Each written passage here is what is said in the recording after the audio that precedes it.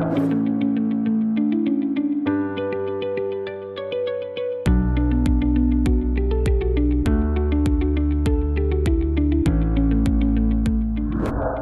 my name is Omid Jafari, Solutions Architect here at Software AG. Today, in this demo, I will show you how you can integrate your devices that are currently on Cumulocity to interact with your third-party SaaS applications in order to pull part numbers, create incident tickets, and notify the appropriate personnel of the issue. All of this is achieved on the Web Methods integration platform. Our integration platform has over 300 pre-built connectors that you can click, drag, and drop onto the canvas to paint your picture with zero coding involved. All that you will have to do is just apply your credentials and establish a connection between your SaaS application and the integration platform.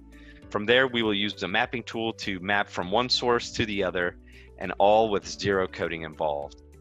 Now, this can be a very beneficial addition to companies that have critical devices out in the field or in factories that are being used.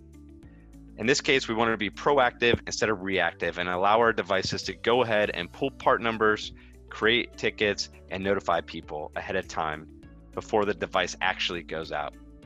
So in this scenario, we're using our Cumulocity connector to look for incoming alarms.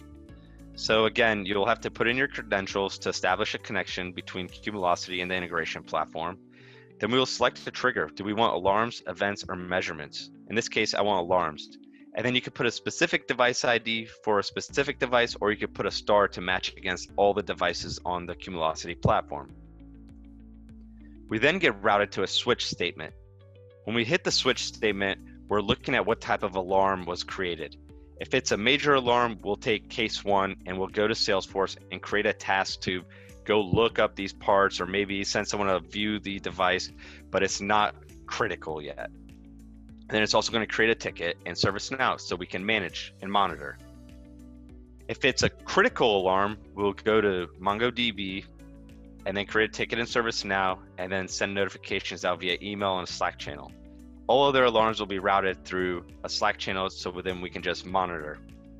Now, once we hit this switch statement, and for this example, it's going to be a critical alarm, we will go into MongoDB, and what we'll use is our mapping tool.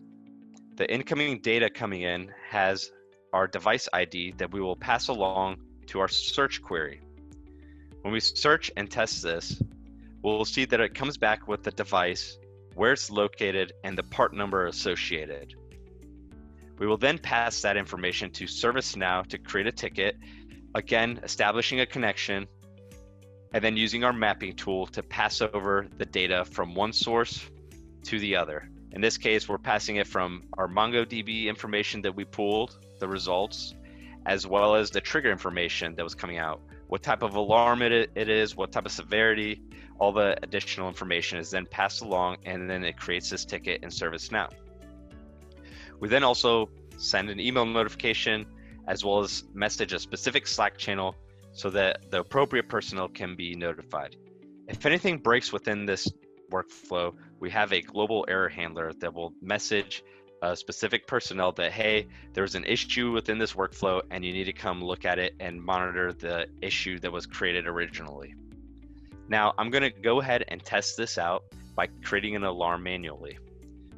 And by doing so, we will now see a green line pass through the workflow with the route and the connectors that it's going through.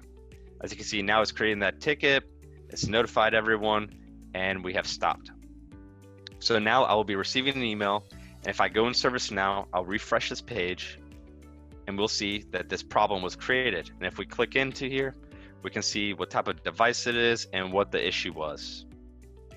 So again, to reiterate, we want to be proactive and not reactive when our devices are failing and we need it for mission critical capabilities. Thank you for your time today. Hope you enjoyed.